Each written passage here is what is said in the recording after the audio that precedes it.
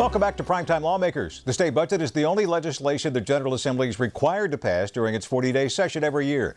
That's to ensure state departments and services are funded and functioning. In actuality, there are two budgets, often called the big budget and the little budget. The big budget, or general appropriation bill, is the spending bill that will go into effect in the coming fiscal year, which begins in July 2012, and it's based on projected state revenues, the taxes the state thinks it will collect from citizens and businesses.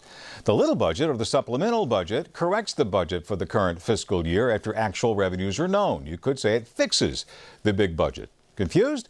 Well, you're not alone. That's just the tip of the iceberg. That's why tonight I'm joined by Alan Essig, Executive Director of the Georgia Budget and Policy Institute, a nonprofit organization, and Kelly McCutchen, President of the Georgia Public Policy Foundation, an independent think tank. It's great to have you both with us. You're both experts on this.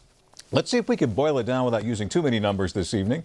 Obviously, we're still dealing with a billion or so, a couple of billion less than we had when times were good. And Alan, I'll start with you. Is this the new austerity now? Is this the new reality, getting by on less? Unless the economy improves tremendously in the next couple of years, with a modest revenue growth that's projected of 4, 5, 6%, there's not a lot of money left over to put the money back that was cut previously. There was about $930 million of new revenues in the governor's 2013 budget, which sounds like a lot of money until you realize that between retirement costs, funding enrollment growth in education, 100% funding Medicaid, the normal costs of state government, healthcare costs and so forth, ate up the vast majority of that money. And the governor had in addition, we still had 2% cuts. Even with the new revenues, we still had 2% cuts in many agencies, including the university system and the technical school system. Mm-hmm. So it's a very difficult situation going forward, and there's no reason to think that next year or the year after is going to be any different. Governor projects a $320 million shortfall in 2014. So it's a problem. Is it that painful, Kelly, or are we getting used to it? I mean, is there, just like, families have to budget, they get used to not going to the movies 3 times a week, but they only go once or twice maybe? What do you think? Well, the pain has mainly been last year and the year before that. We've made the cuts. This is the new normal. And according to state economists, the revenues are not going to get back to where they used to be anytime soon. So what we have to do is be innovative and creative in how we can reform how we're spending our state's money, just like the criminal justice reform that you were talking about this morning. Mm-hmm. There are hundreds of millions of dollars that we can save while keeping the streets safe and making sure we're smart on crime, just not tough on crime. One of the ways that you improve the atmosphere around the state, and obviously you should spend money. Another way is making it easier for business to do business here. The competitive initiative, the governor on down are pushing like this. Will we get into a point, maybe even spending less on education, where we will not be spending enough money to make money, to attract new businesses and that sort of thing? Kelly, let's start with you on that. Well, education is absolutely very important. We talk a lot about income inequality in our country, but one thing I think we can all agree on is economic opportunity, and it starts with education. In our economy today, if you don't have a good quality education, you're going to struggle for your entire life. And I think it's the state's role to ensure that our most poor and disadvantaged students have that opportunity. And that's what the school choice rally was about today. The constitutional amendment is we have students that don't have that opportunity today because of the Supreme Court ruling.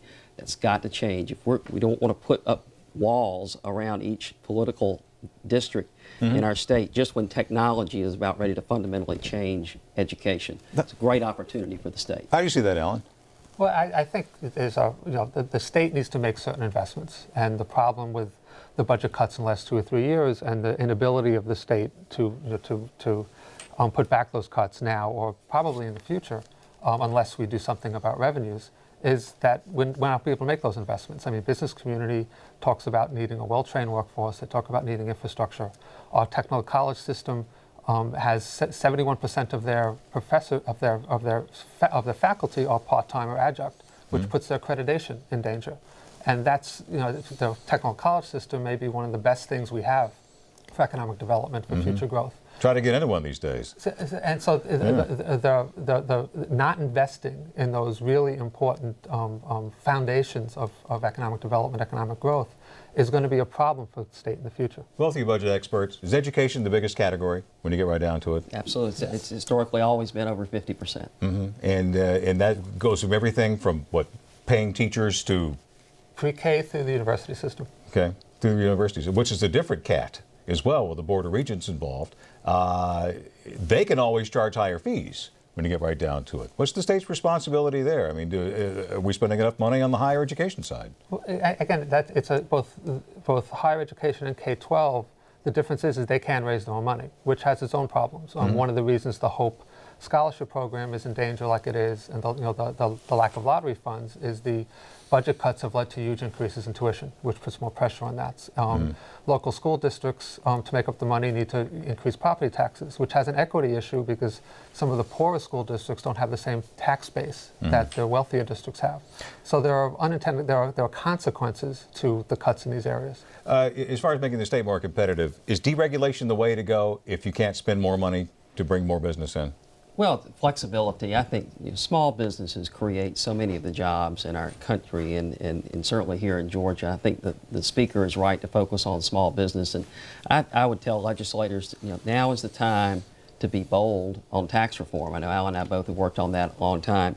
Our families and our small businesses mainly pay personal income tax, and very few times in our history of our state where you have an opportunity to make fundamental changes to our tax code. I'd love to see us address that this session. Would the energy sales tax, doing away with that, and as a throughput, be one of the best ways to spend $100 million? Well, that's from the business community perspective, that seems to be the number one priority is to put the exemption on sales tax for energy for manufacturers, and there's a policy argument to do that. The question's always been is how you pay for it. Because the economic benefit is something you get down the line. You have an immediate budget hit when the revenues aren't there.